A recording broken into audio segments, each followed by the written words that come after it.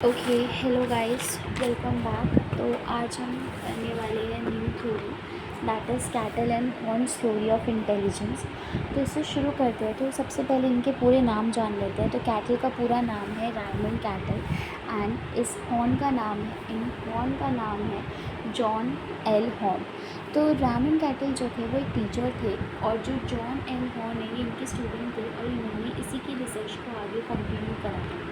तो सबसे पहले जो बात की गई थी हमारे दो फैक्टर ऑफ इंटेलिजेंस की, वो शुरुआत की गई थी रायमंड कैटल में। इसी की सोच को बढ़ाया गया था जॉन एल हॉर्न ने। तो रायमंड कैटल ने दो टाइप की इंटेलिजेंस की बात करी है, दैट इज़ फ्लूइड और क्रिस्टलाइज। तो इसे आसान भाषा में अगर हम समझें तो जो फ्लूइड इंटेलिजेंस होती है उसका मतलब होता है कि मल्टीटास्किंग। इसमें हम की टर्म्स को मैंने यहाँ पे लिखा हुआ है, आपको एक बार थ्योरी पूरी पढ़नी पड़ेगी अपनी बुक में से, सो दैट ये समझ में आ जाए।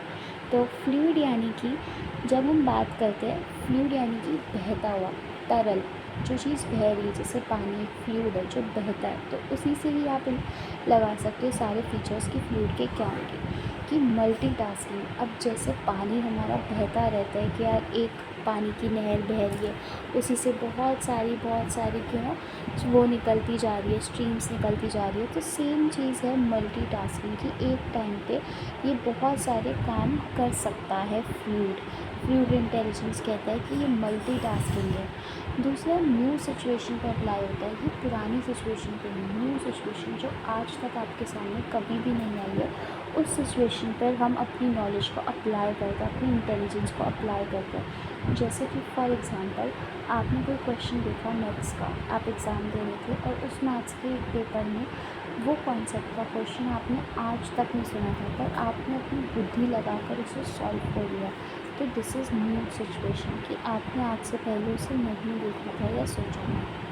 अब यहाँ पर क्या है, न्यू सिचुएशन में मैं अपना काम कर पा रही हूँ, मल्टीटास्किंग है कि ये बहुत ज़्यादा बह रहा है। जैसे मैंने बोला, ये पानी बहता है और इसमें से बहुत सारी चीज़ें निकल रही है। जैसे इसकी एक लाइन से बहुत सारी चीज़ें निकल रही, तो क्या है, डाइवर्जन थिंकिंग है कि मैं सारी दिशाओं में सोचूंगी, हर दिशा में पॉसिबल वे निकालूंगी उस नई प्रॉब्लम का सॉल्व करने के लिए।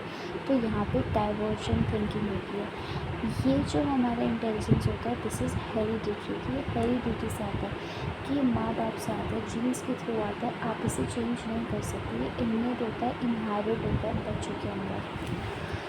ये एक्सीडेंट से अफेक्ट हो सकता है और होता है। दैट मीन्स कि अगर एक बच्चा था और उसका कार एक्सीडेंट हो गया जिसमें उसका ब्रेन का कुछ पार्ट डैमेज हो गया, तो जब वो ब्रेन का कुछ पार्ट डैमेज हो गया तो उस वजह से उसमें जो इंटेलिजेंस थी ऑलरेडी, उस पार्ट से जो उसे इंटेलिजेंस मिलती थी वो भी चली जाएगी और उसे हम दोबारा रिकवर नहीं कर सकते। तो एक्सीडेंट से ये अफेक्ट होती है, क्योंकि इनमेट है, तो इसीलिए इसे दोबारा अचीव नहीं किया जा सकता। एक बार लॉस यानी परमानेंट लॉस। जैसे कि हमारे दांत, एक बार जो टेम्परेरी ग्रोथ के बाद होते चले जाते हैं, ठीक है, उसके बाद जो नए परमानेंट दांत आते हैं, अगर वो टूट गया गलती से तो आपको लड़ाई लेना पड़ेगा जिंदगी में, आपको नया दांत नहीं मिल सकता। तो सेम चीज़ यहाँ पर इनहेरिट है, अगर एक्सीडेंट से वो लॉस हो जाता है तो वो दोबारा नहीं मिलता। तब आता है हमारा दूसरा factor of intelligence, that is crystallize. Crystallize क्या होता है, कि ऐसे कठोर ठोस, कि बहुत सारी छोटी छोटी चीज़ों को मिलाकर एक ठोस चीज़ बनना, दैट इज़ क्रिस्टलाइज। क्रिस्टलाइज इसका बिल्कुल अपोजिट है। अगर ये मल्टीटास्किंग है तो ये सिंगल थिंकिंग है, कि एक बारी में एक ही चीज़ सोच सकता है। ये हमारी हैबिट फॉर्मेशन की बात करता है, कि अगर ऐसी कोई सिचुएशन जो आपके साथ पुरानी हो चुकी है, तो या तो आपको सेम सिचुएशन मिल रही है तो दैट इज़ हैबिट, या फिर वो पुरानी सिचुएशन के बेसिस पे आपने नई सिचुएशन सॉल्व करी। जैसे कि मैथ्स का आपने a+b के होल स्क्वायर की आईडी सीखी, उसमें आपने x+3 का होल स्क्वायर सॉल्व करना सीखा, तो अगली बार अगर मैंने आपको 2x+5 का होल स्क्वायर दे दिया तो आप ये सॉल्व कर पाओगे। तो आपने अपनी प्रीवियस नॉलेज के बेसिस पे न्यू नॉलेज को सॉल्व किया। तो this kind of example is crystallize, कि ये नॉलेज यानी ये इंटेलिजेंस आपकी क्या होती है, कि ओल्ड सिचुएशन से न्यू सिचुएशन पे अप्लाई करो। या फिर हैबिट, कि आपको एक ही चीज़ बार बार करो तो हैबिट फॉर्मेशन हो गया। सेम चीज़, जैसे शू लेसेस आप डेली बांध रहे हो तो हैबिट बन रही है। नेक्स्ट आता है कन्वर्जन थिंकिंग। कन्वर्जन यानी कि यहाँ पे जैसे डाइवर्जन था कि एक लाइन से बहुत सारे आ रहे हैं, अब यहाँ पे बहुत सारे को हम कन्वर्ट कर रहे हैं यानी इंटीग्रेट कर रहे हैं। दिस इज़ उल्टा कि अगर जब मैं आपको समझा रही कोई कॉन्सेप्ट, मैथ्स की टीचर ने कुछ समझाया, लिटरेचर ने कुछ समझाया, तो सारे सब्जेक्ट्स के अलग अलग इंटेलिजेंस है, अलग अलग नॉलेज को आपने एक साथ इंटीग्रेट करके कॉन्सेप्ट को सीखा। तो this is conversion. Conversion thinking के साथ साथ इसका मतलब ये भी होता है कि लिमिटिंग, आप इसके बियॉन्ड नहीं सोच पाओगे। अगर मैंने आपको a+b का होल स्क्वायर सिखा दिया तो आप इससे कोई नई चीज़, आप क्वेश्चन सॉल्व कर रहे हो इसके बेसिस पर आपकी थिंकिंग लिमिटेड है इस आइडेंटिटी के चारों तरफ। आप कोई नई आइडेंटिटी सोचने का नहीं सोचोगे। तो दिस इज़ लिमिटेड थिंकिंग कि आपको जितना बताया गया है आप उसी के बाउंड्री के तहत ही अपनी इंटेलिजेंस को अप्लाई कर पाओगे। अगर ये ऊपर वाली जो कि फ्लोर वो हेरिडिटी से अफेक्ट होती थी तो इन्वायरमेंट से अफेक्ट होती है।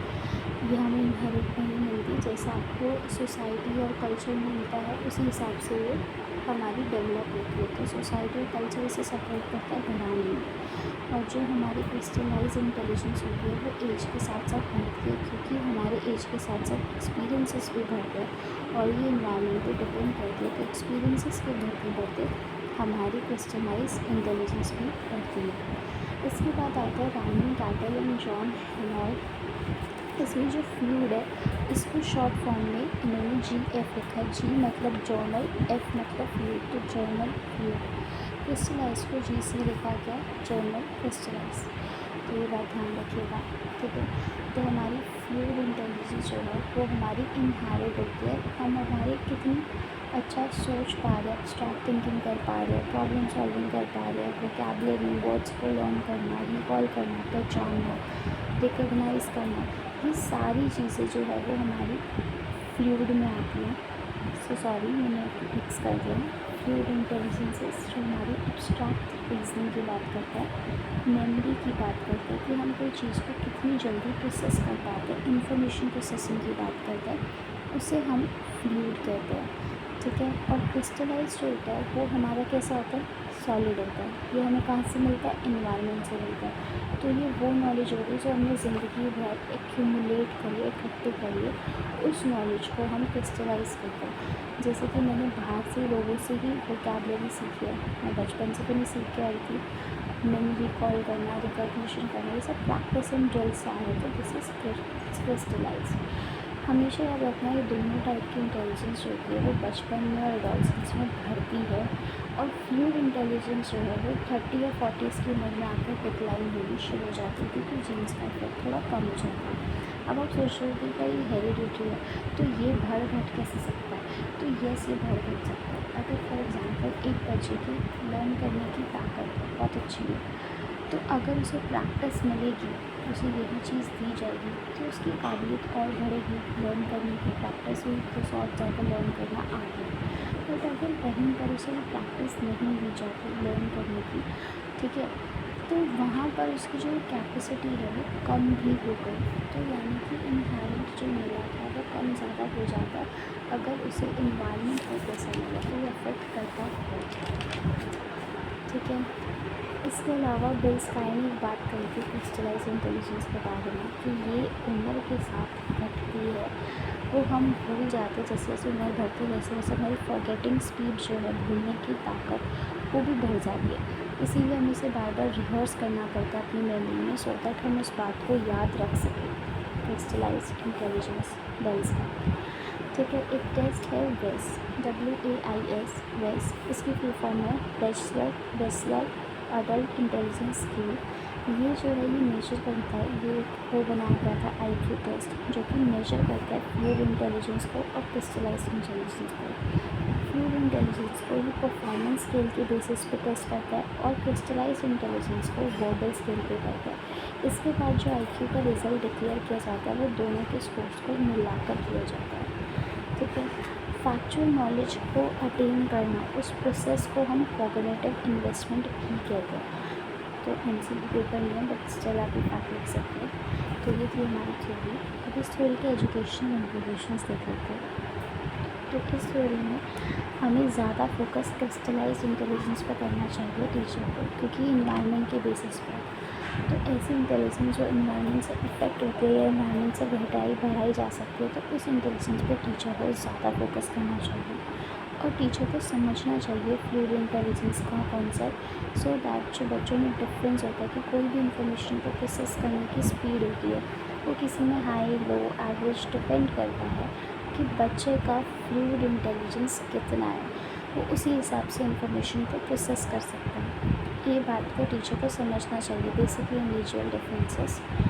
फिर इसके बाद हमारे अंदर जो फ्लूइड इंटेलिजेंस होती है उसको टीचर को बाहर लेकर आना चाहिए, ब्रिंग आउट करना चाहिए, उसकी कोशिश उसको करिकुलम में डालना, मीडियम ऑफ इंस्ट्रक्शन में डालना, क्लास के इंट्रैक्शन में डालना चाहिए कि बच्चे को ऐसी चीज़ें देनी चाहिए जिससे ये सारी चीज़ें जो उसके अंदर इनहेरिटेड है, किसी में कम होंगी किसी में ज़्यादा होंगी बट ये इनहेरिटेड है, उसकी प्रैक्टिस हो सके और उसको अपॉर्चुनिटी मिल सके उसे पॉलिश करने का। जैसे कि मैंने कहा था, अगर उसे मिलेगा तो भर भी सकता है, तो चाइल्डहुड एडोलसेंस में भरने के चांसेस होते हैं, तो वो अपॉर्चुनिटी प्रोवाइड कराना टीचर की ड्यूटी है कि कुछ ऐसी सिचुएशन दी जाए जहाँ पे वो नई चीज़ों को फाइंड कर रहा है, अंडरस्टैंड कर रहा है, कॉम्प्लीमेंट कर रहा है, या लॉजिकली थिंक कर रहा है, क्रिएटिवली थिंक कर रहा है, प्रॉब्लम को सॉल्व कर रहा है, ऐसे।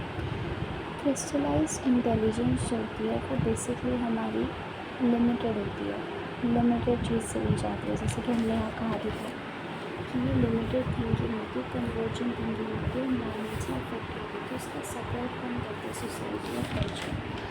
तो यहाँ पर भी टीचर को क्रिस्टलाइज इंटेलिजेंस के लिए जो फैसिलिटीज़ होती है वो देनी चाहिए, जैसे कि बच्चों को ऐसे कॉन्सेप्ट्स कराए जाए जिससे वो इन चीज़ों को याद करे, नॉलेज को अप्लाई करे, बातें कर सके, उन चीज़ों को समझ सके, एक्सप्लोर कर सके, और रिहर्स करना भी इम्पॉर्टेंट है। तो ये थी हमारी theory cattle and horns theory of intelligence. I hope आपको समझ में आई हो।